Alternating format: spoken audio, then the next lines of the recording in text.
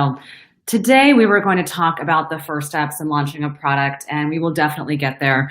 But before we do, I think it's really important that we all take a moment to really recognize the collective trauma that we're all experiencing in the world right now, and certainly in this country. And I'm currently in New York City. I'm in New York.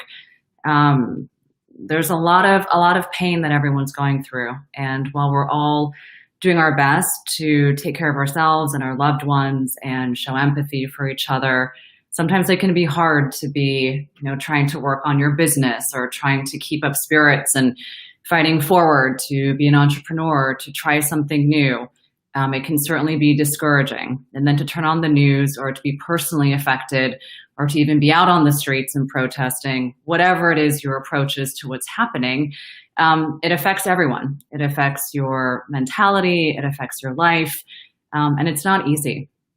So today we are going to talk about how to think about launching a product, which I think is an important conversation and something that most people rush in that process as opposed to taking their time to do it.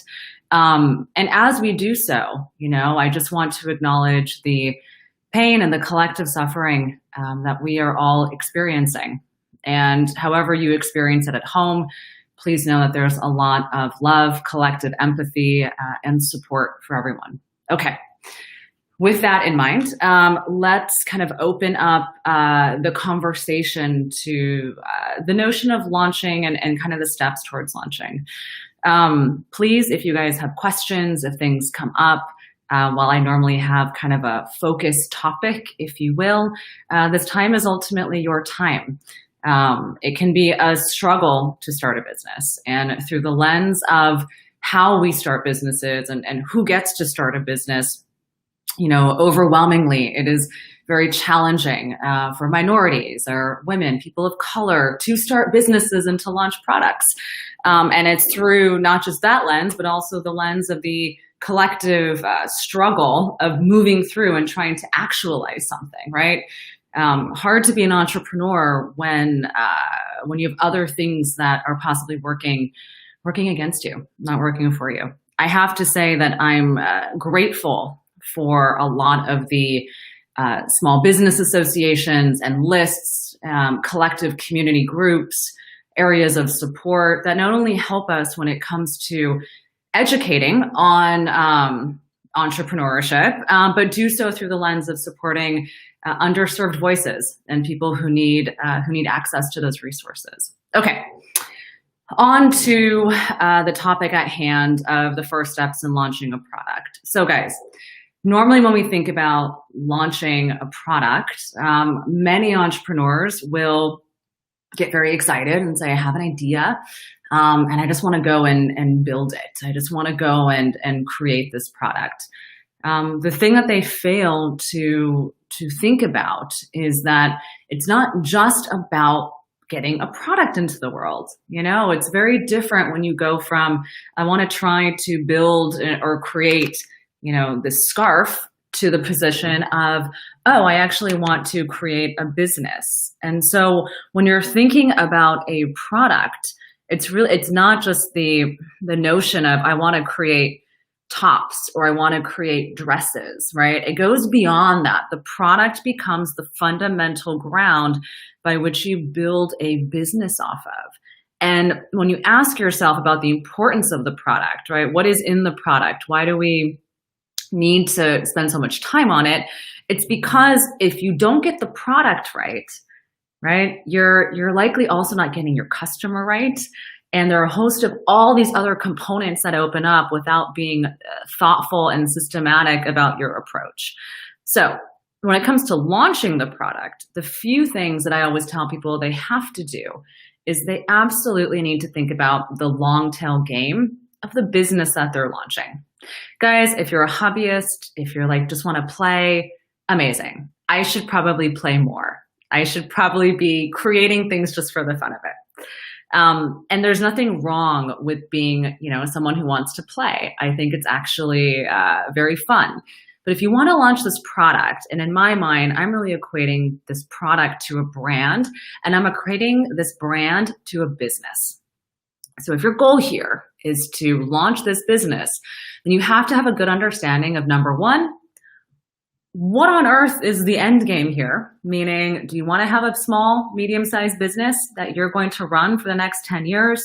Do you actually want to have maybe an innovation-driven business? So maybe it's more like the Stitch Fixes of the world, where you're looking to create a piece of technology or software that's going to drive fashion in a very interesting way. Or maybe you're looking to create a small fashion brand. Or maybe you want to create a global fashion brand, right? Again, different ways of looking at an end game. None is more or less important or better. However, each one is very unique to you. So as you take a step back and think about launching a product, you also want to ask yourself, what kind of business am I most suited to be running? And am I actually the right person to be launching a business? Am I better off finding a co-founder and being the head of, product development and design? Or maybe I want to be the business person and I need to find someone who has a great product or has a great eye for design. A lot of the times, guys, we need to be finding our counterparts. It's very rare. It's very, very rare to find someone who is both the head designer and can design and manage that creative direction amazing. And then at the same time that they're also like the best at business. Like, I don't know these people. Very, very hard to find. And by the way, I can't draw. So when it comes to the part of the business that I'm best at, it's really the part of the business that's like the business orientation, right? The marketing, the sales, the strategy, like that's where I excel. And so when you're launching a product and you're launching your brand, it's important to know, number one, what are your core competencies? And like, what do you actually want to be doing? How long do you want to do this for, right? What's the end result, the end game? Do you have the financial resources to go for it, but you actually need some guidance and support? Or are you going to be struggling your way through it, right? If you want to get that hands-on experience of being involved in the design development process, can you get a job somewhere where you can do that, where you're not spending what little resources you have to try to launch a brand that may not get the traction that it needs in order for it to actually give you the income you want within that time period? So when I hear companies or entrepreneurs and small business owners and people who are in that very nascent stage say, well, I've saved $10,000 and I want to launch my brand. And I'll say, well, what is it you want to get out of this? I want to be a designer. Great. Well, can you get that skill set and gain those skills and develop that and hone that while someone's paying you, rather than investing what you have into something that honestly is not as much capital as you would need in order to really like get it off the ground, right? In a business way, not in a hobby way. I don't want to like knock down hobbyists and people who just want to play. But it's very important to know where your business orientation is and what you want to get out of it. Sometimes I tell people that when they get on the phone with me for the first time and they're thinking about launching a company, my job is to discourage them. It's to say, do you really want to do this? Is this really like why do you want to do this? Like, what on earth creates this environment that you think you want to do this? And I think it's important to ask yourself that question and make sure that this is something that you feel really compelled to. So, okay, let's go back to some more like procedural kind of steps, right? How do you actually unpack this? What does it look like? Let's say you're that person who's telling me, Syama, I really, really want to do this. I have the capital to do it. I think I have the taste or I have the business sensibility, and I'm actually going to outsource the other side of that, right? If I have the money and I have the creative side, I'm going to hire the business person, right? Maybe you're hiring me. I don't know. I'm going to hire the business person. Or you might be saying, I have the money and I have the business sensibility and I want to hire a creative person who's going to design and develop and help me create that. So the very first step is like, where are you in this process? What kind of a business owner are you? Right? And can you actually like outsource and be able to let go of the control to be able to do what's best for your business? So that's the other thing. When you're thinking about the first steps in launching your product in the first year before you've even done anything, you're probably so used to doing everything on your own. You're used to being, the person that lives and dies by your brand. The moment you bring in assistance, support, you hire people, all of a sudden you have less control. So are you actually oriented and suited to let go of some of that control, right? Is that something that you can actually do? Now, when we stop and step back from there, or actually move forward from there, we have your budget, we have your core competencies, and then we also have, what is the idea of this product?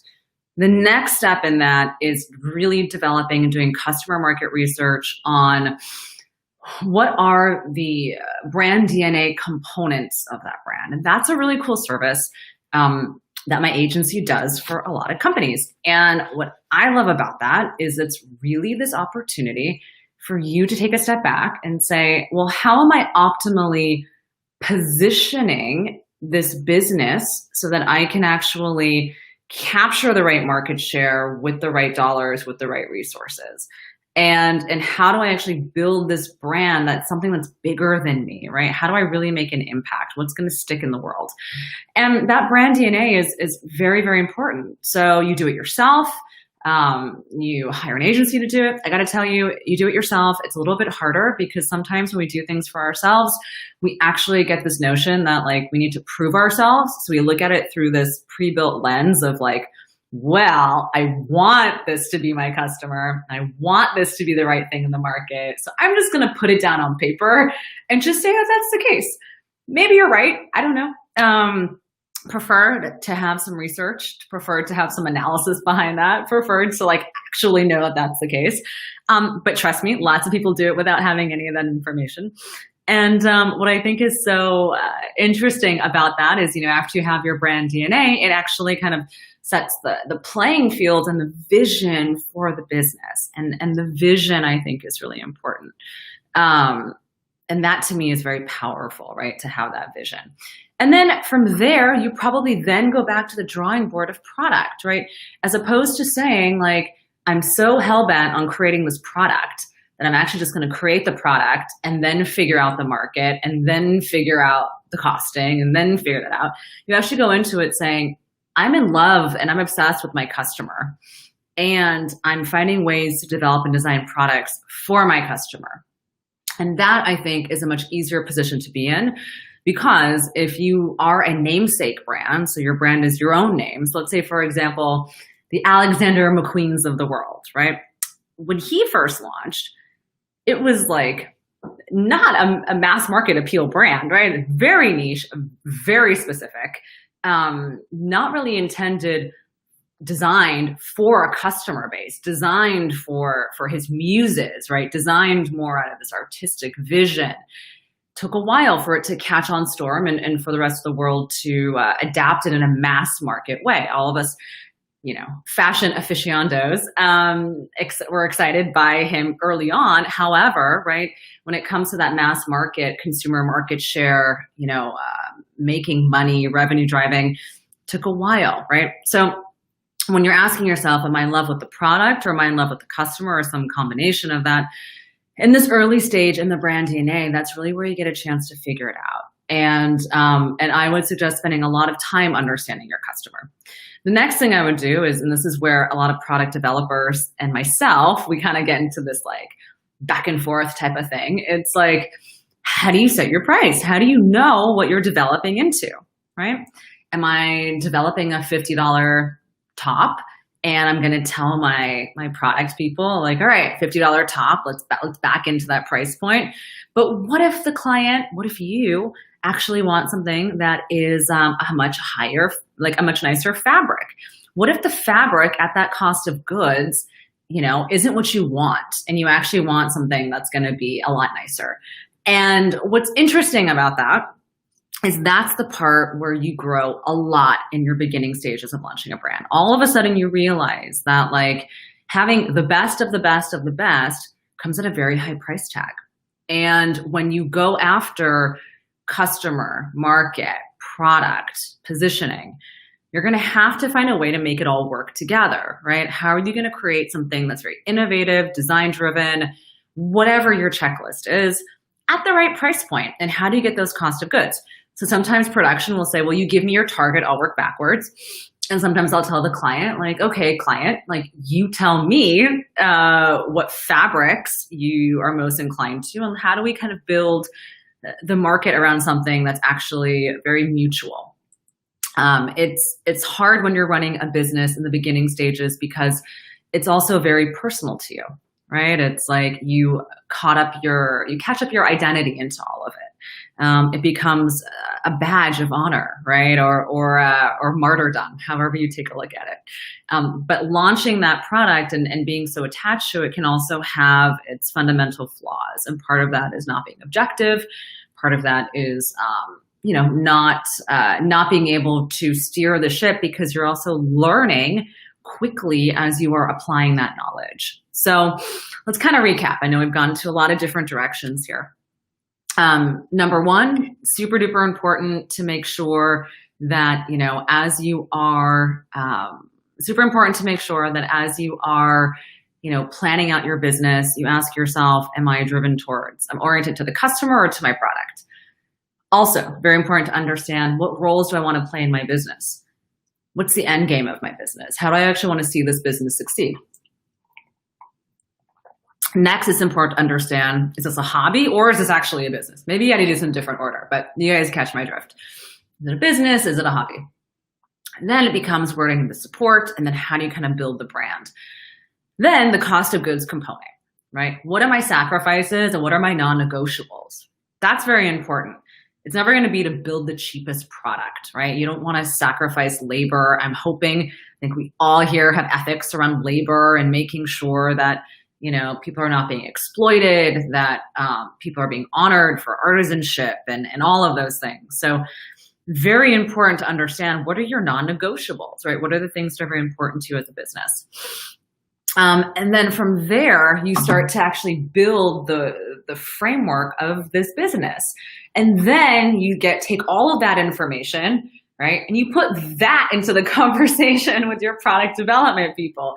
You take your budget, which is going to help you understand what you spend on marketing and what you're going to spend on sales activations and product. You take your product budget. That's going to actually help you inform what your projections are going to be on your sell-through. Your product budget's also going to really, it's really going to inform your product development, your cost of goods, all of those things. So that's kind of the series of steps I would take. Yay, we have a question. Thank you for asking a question.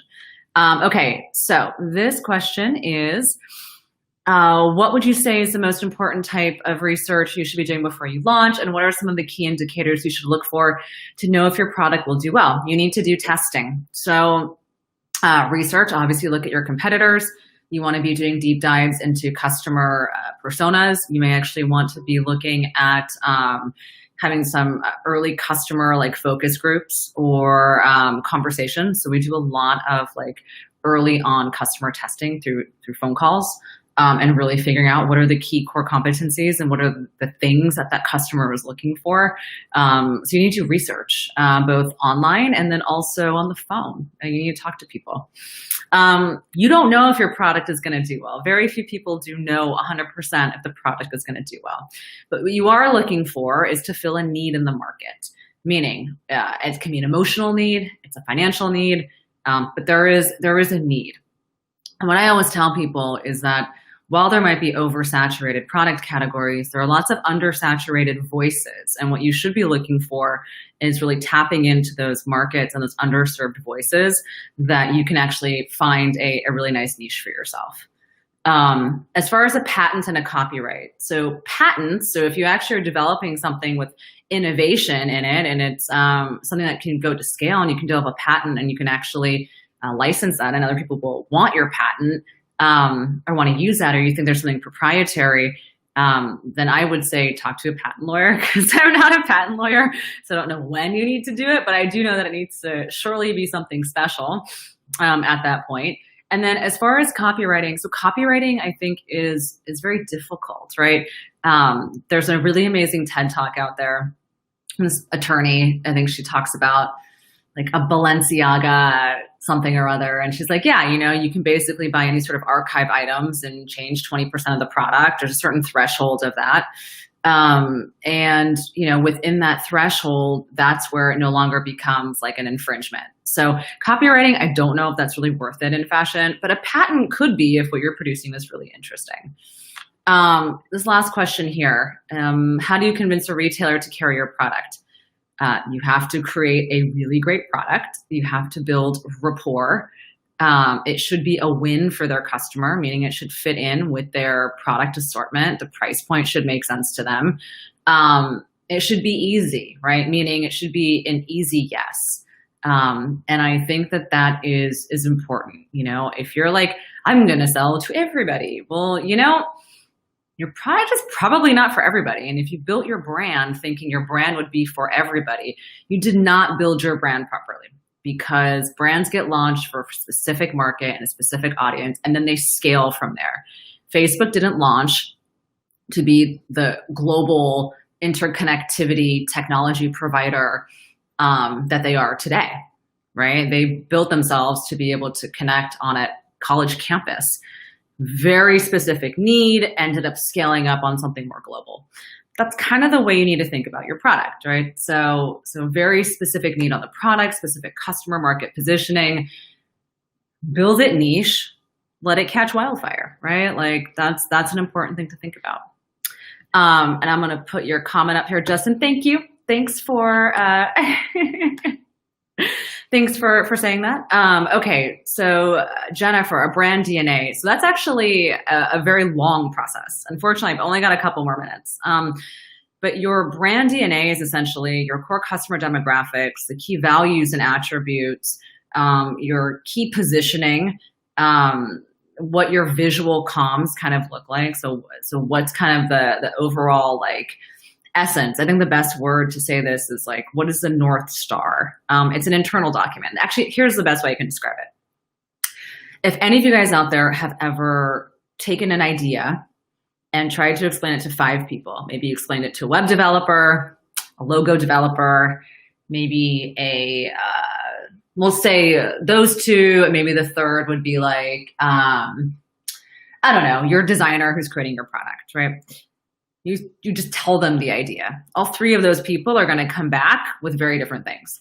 Even if you say tell 3 different web developers the same idea, they're going to come back with very different things. The brand DNA allows you to standardize what it is that you are communicating out into the world, into a visually high-touch deck that basically is the North Star of your brand. It allows you to minimize the time for communication in terms of the core essence of your brand. It gives you the foundation and benchmark for your marketing strategy, and it gives you your product direction and focus. It is one of the most critical and fundamental parts of your entire business. All right, last question. What software or app tools do I recommend for inventory tracking and control counts? When to reorder products? All right, Jen, that is a really good question. And it's going to depend on your size of your business. And I have to tell you, I have not found a great, maybe there's someone out here who wants to build this innovation. I have actually not found, I have actually not found a really good business intelligence tool that fits into Shopify.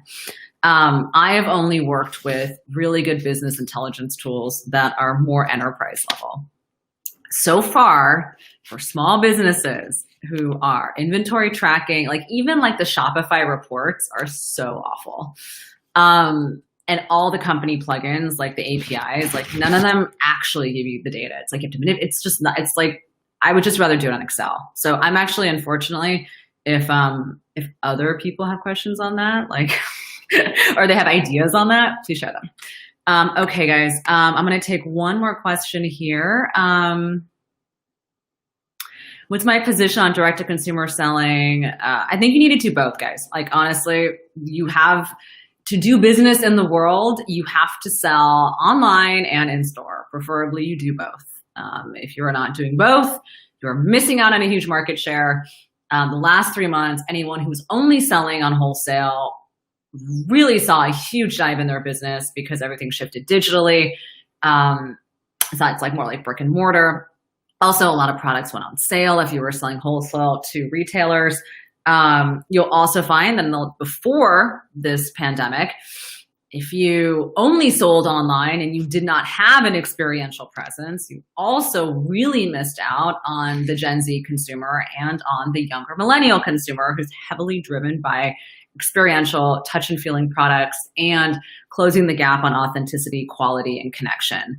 So it is, it's very, I would say very important to kind of think about, when it comes to revenue streams, like all revenue streams. I would never discount any revenue streams. The question for you is actually, when's the time period that you're going to be launching those revenue streams? And will you have the capital to effectively launch that revenue stream at that time, right? The challenging thing is that sometimes we're like, yeah, I'm going to sell online and I'm going to, I'm going to sell online, and then I'm also going to sell,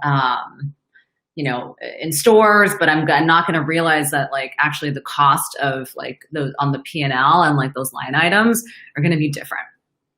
We did get someone who has some ideas here on inventory tracking. I have to say, I'm going to post them. I actually don't like these ones, but I'm going to post it anyways. WooCommerce, zero API and inventory. QuickBooks inventory APIs. Go ahead and give those a shot. I personally haven't really liked them that much, and haven't really found one that kind of does what I want to do.